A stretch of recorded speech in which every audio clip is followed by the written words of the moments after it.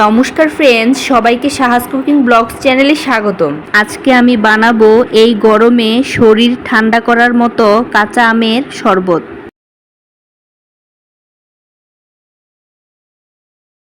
কাঁচা আমের শরবত বানাতে যা যা উপকরণ নিয়েছি তা হলো কুচি করে রাখা ধনেপাতা, কাঁচামরিচ, পুদিনা পাতা, টুকরো করে রাখা কাঁচা আম, বিট লবণ, সাধারণ লবণ ও পরিমাণ মতো চিনি।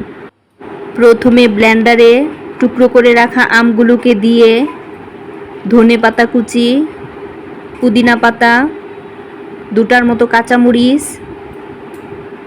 পরিমাণ মতো চিনি, সাধারণ লবণ ও বিট লবণ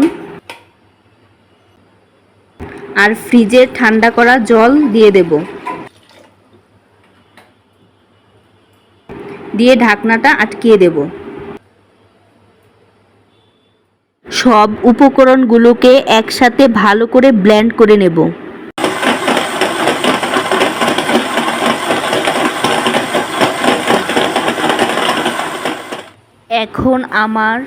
এখন আমার আমের জুস বানানো কমপ্লিট।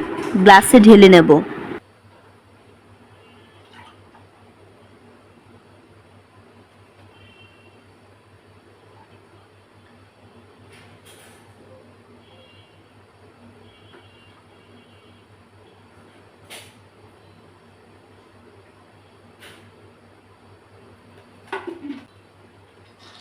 উপর থেকে কিছু বরফের কুচি,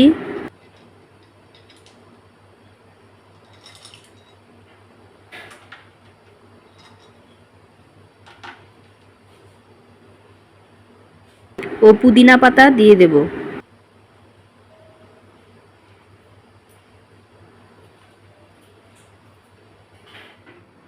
হয়ে গেল আমার কাঁচা আমের শরবত। তো আজকের মতো এখানেই বিদায় নিচ্ছি। হাজির হব অন্য একটি নতুন রেসিপি নিয়ে। সেই পর্যন্ত সবাই ভালো থাকবেন।